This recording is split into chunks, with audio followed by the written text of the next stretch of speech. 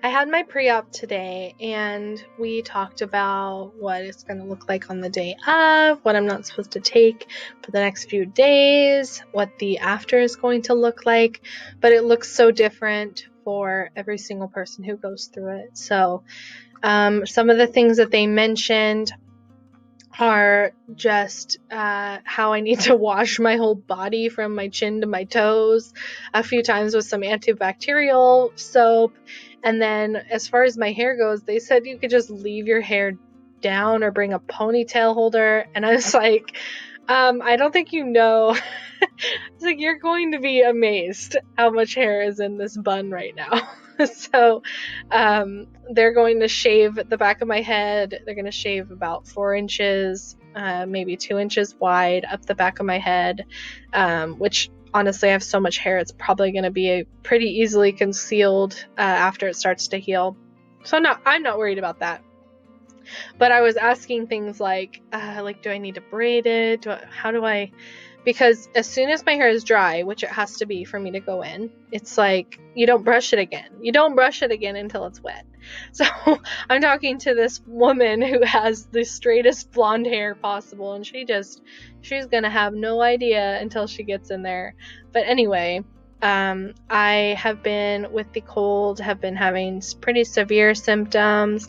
My neck is really hurting. My head hurts every time I'm laughing and bending over. All that stuff the same.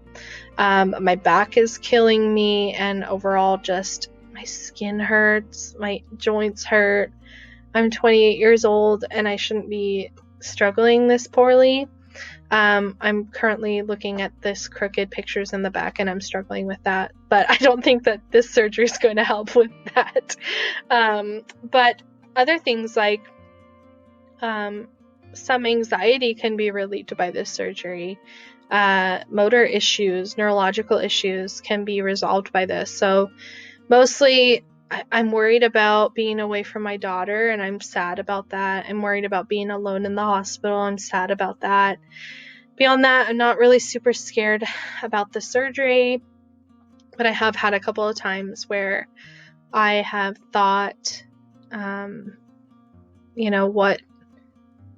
what if I don't make it? What if I am not me anymore after, which is not very likely at all. But if I'm not here, what if I'm not here?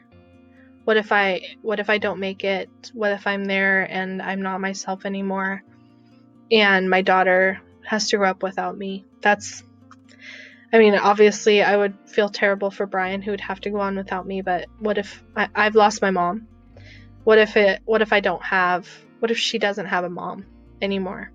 And I know that if something were to happen to me, she would always have a mom, and I would always be there, and the memories would be there. But you know what I mean, right? What if? And on the alternative side of that, what if I feel better? And what if I'm able to be a better mom? And I know I'm a really great mom. I'm really proud of that part of myself. But what if I get better? And what if I'm able to be more physical and walk around without hurting and not have days where I have to be in bed all day? Those are positive what ifs. Like a 70% chance that I could get better. But that doesn't mean 100% better, right? I'm down for any improvement at this point. This morning I was talking to Brian, my husband, about if just my back could feel better, or if just my neck could feel better, if just my skin could stop hurting, if just my head would stop hurting, and these kind of like seemingly minor things that people think about on a daily basis when they have pain. Even people who just have tiny little headaches are like, well, if I could just feel better, I would do this. And we always think the grass is always greener, but I felt like I was like bargaining, oh, I'll take a little neck pain if I could just get rid of my back pain. And that's not really how it works. That's not how it works at all. But my hope is that I'll see some improvement, and I'll be able to be an even better mom and better wife and sister and teacher and daughter and granddaughter, and just for myself only, just being able to be more able. And I know that can be insensitive, because there's a lot of people, even in my own family, who are very disabled and who have so many struggles that keep them from getting out of bed every day, or from being able to walk, or from being able to read a book or pick up something. I realize that there are people more disabled than I am, but in my own body and in my own life experience, this pain is very disabling for me, and it has kept me from doing fun things and doing things that I want to do, and being outside, which I really enjoy. And people in middle school and high school make fun of you for not doing the lap, or not doing the mile as fast as other people, or people used to make fun of me for not being an active person, and like jokingly, just like, Tessa gets sick all the time, just like, haha, funny. And like, that was a running joke. I definitely use humor as a coping mechanism, for sure use humor as a coping mechanism. But at the same time, as a parent, I wish that I was my own advocate when I was a kid. Like, I wish I had looked at this girl who is not able to go to school because of crippling anxiety, depression, and chronic pain issues that no one can figure out, but no one's really done much to figure out what it is. I wasn't sent to a counselor when I was a kid. I wasn't brought to specialists. No one did, blood work or MRIs to figure out, like, why is Tessa not going to school? What's going on? And as a parent now, I'm like, if my daughter has something wrong with her, even if it's all mental, right? Because mental health is health. So even if she's having so much anxiety that she can't go to school today, and that's a big even if, we're going to talk about that and figure out, like, what can we do? How can we remove those barriers? For me, I had a lot of trauma as a kid, abuse, and losing people, and people not being very nice to me, and questions about, where I came from, and a lot of trauma. But we don't need to go into that right now. But one of the traumatic things was, for me as an adult, is thinking back that I was having so much trouble, and it was so obvious that I was having so much trouble. And I would go into a primary care doctor, and they would say, well, you might have a cold, but I can't write you out of school.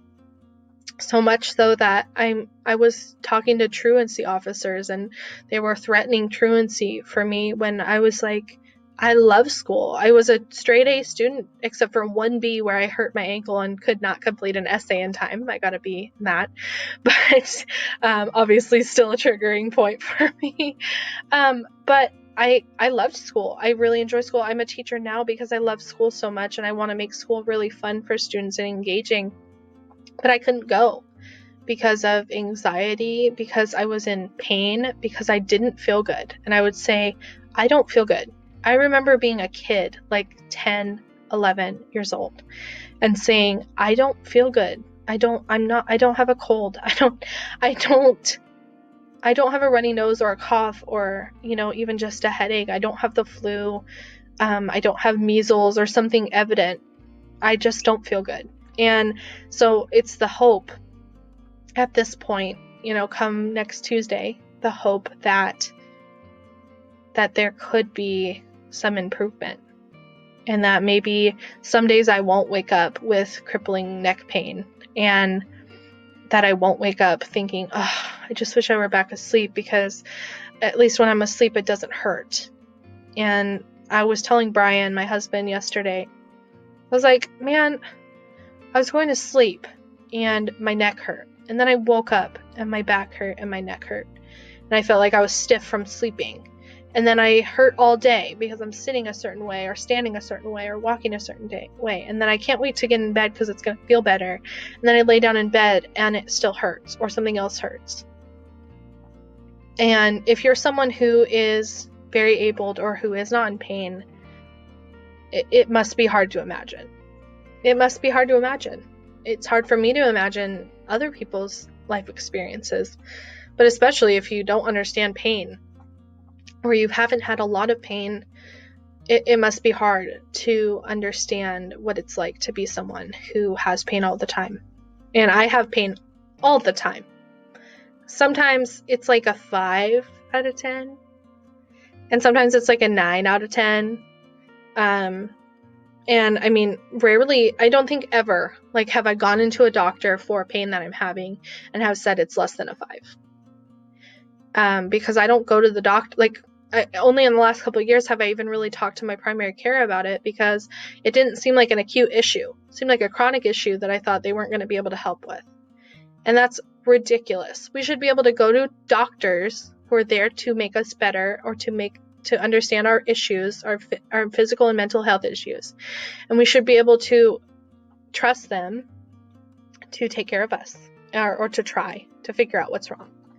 But I had this deep-seated, like, every time I went into my primary care doctor when I was in high school, I would get asked if I was sexually active. I would get told I don't have a virus, or I might have a virus, and then I would get sent home, often without a note to excuse me from school. That was regular, like, over a year's time with this doctor. That was the experience that I had. And this doctor wasn't mean. This doctor wasn't awful. They just didn't seek out the answers and seek, why is this person over and over coming into me to talk about this, and nothing's been changing. So when I found this primary care doctor that I've talked to in the last 2 years, it's been like every year something else would come out. Like, I would mention my neck pain, and we'd go try physical therapy or chiropractic, and all of this stuff.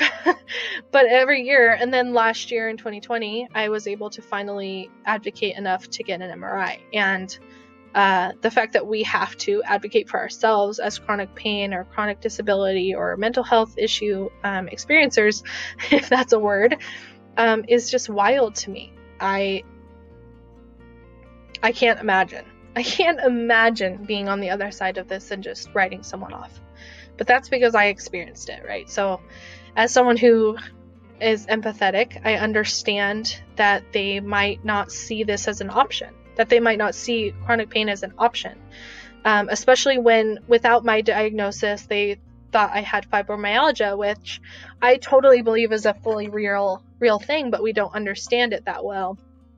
I know people who have been diagnosed with fibromyalgia who have all of the marked symptoms of it. I have the marked symptoms of it. My hope is that most of the symptoms that are overlapping between Chiari Malformation and fibromyalgia will be resolved or helped by this surgery. Because if I find out that fibromyalgia is more real than most of you believe, because the surgery didn't help me, then it's going to be a big bummer, right? So don't you just hope that those overlapping symptoms could all be attributed to something else? Because people who experience fibromyalgia, we go to the doctor and doctors don't believe us. People we talk to down the street don't believe us. I mean, even myself, I'm a skeptic of it. And I fully believe that it's real at the same time. I'm really excited for the possibility. I am trying to use measured expectations so that I don't get myself too hyped about the possibilities. And then at the same time, I'm nervous about being in the hospital and having to be alone and having to be without my daughter, who I have not been away from for a night her whole life. I know she'll be fine, but it will make me sad. As simple as that. I'll be fine. I'll be fine too. But I'm excited, and I know a lot of my family members are really nervous, and a lot of my friends and coworkers have done amazing things to help prepare us. I have my mother-in-law is coming over to watch Amelia while I'm in the hospital, so that Brian can be there as much as possible, hanging out with me, watching movies if I'm awake, and just being able to be there for me. And then when I come home from the hospital, my grandma, who raised me, is going to be there to just be here as another person on the other side of the house if I'm in bed, help with meals or help run to the store or things to help take some of the burden. And I have to say, as someone who has trouble delegating, man, is it going to be difficult for me to ask for help from people other than my spouse, my husband? I ask him for a lot of help, but I'm not the kind of person who accepts help, especially monetary help. And my coworker Summer actually set up a meal train so that family and friends and coworkers could help support us with food, gift cards, and donations that way, which totally outside of my wheelhouse. It's very weird to ask for help and to get help and receive help in that way, but I know it's a good thing, and I'm very grateful. We're very grateful for those of you who have donated. Don't feel like you have to. Absolutely not necessarily at all. We're very well taken care of already. But I have, as an over-preparer, tried to prepare everything that could be, needed after just in case I am for some reason incapacitated or just in a lot of pain and can't manage everything. So other things I'm having to do are like write down my banking stuff, make sure that Brian knows all of my information, because I do all the banking and all of that stuff. I do the mental stuff and he does the physical stuff pretty much. So he takes care of a lot of stuff around the house, and he helps change Amelia, and he makes a lot of meals, and I help a lot with the mental stuff. So that's money, or taking care of making appointments and making sure that schooling is figured out, and scheduling, but definitely budgeting and all of those finances and stuff like that. So one of my tasks this weekend is making sure that he has all that information, just in case I weren't able to help with that in the next month or longer. But I know everything's going to be fine. I just want to make sure that he's over prepared.